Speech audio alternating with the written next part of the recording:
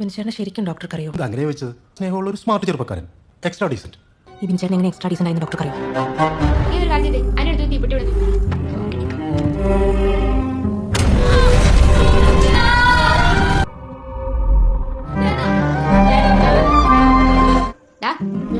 അല്ല അച്ഛനെ കിട്ടണമെങ്കിൽ വേഗം ചെല്ലി. ഇറങ്ങായി നിന്നെ കണ്ടില്ലെന്ന് പറയായിരുന്നു. പുള്ളിക്കാരൻ നല്ല തിരക്കില്ല. ഗിന്നസ് ബുക്കിൽ കയറാൻ പോവല്ലേ. കേരളത്തിൽ PSC ടെസ്റ്റ് ഏറ്റവും കൂടുതൽ തവണ എഴുതിയവൻ.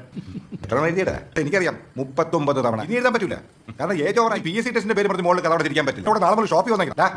നീ മോളെ കൂട്ടം പോകുന്നു വായിക്കാത്ത ഒന്നും മിണ്ടാത്ത വായിക്കാത്ത എന്താന്ന് എന്നോടാ ചോദിച്ചത്. ഞാൻ നിങ്ങളോട് എത്ര വട്ടം പറഞ്ഞതാ ഇൻസൾട്ട് ചെയ്യരുതെന്ന്. നമ്മുടെ മോൻ എവിടെയും പിന്നിലായി പോകാൻ പാടില്ലെന്ന്. ഇപ്പൊ എന്തായി? എന്നെക്കാൾ പിന്നിൽ ഇപ്പൊ ആരെങ്കിലും ഉണ്ടോ? സഞ്ജു വന്നല്ലോ. പഠിപ്പ് വിദ്യാഭ്യാസം ഇല്ലെങ്കിൽ അതിനെ വിറ്റ് 4 കാശ് ഉണ്ടാക്കുന്നുണ്ട്. കണ്ട് പഠിക്കടാ. കൂടെ ഡ്രൈവിംഗ് പണി എടുക്കുന്നു. അമ്മേ 2 മിനിറ്റ് ലേറ്റ് ആയോ? പ്രോഡക്റ്റ് എടുക്കണ്ടായിരുന്നു. ഇറങ്ങല്ലേ?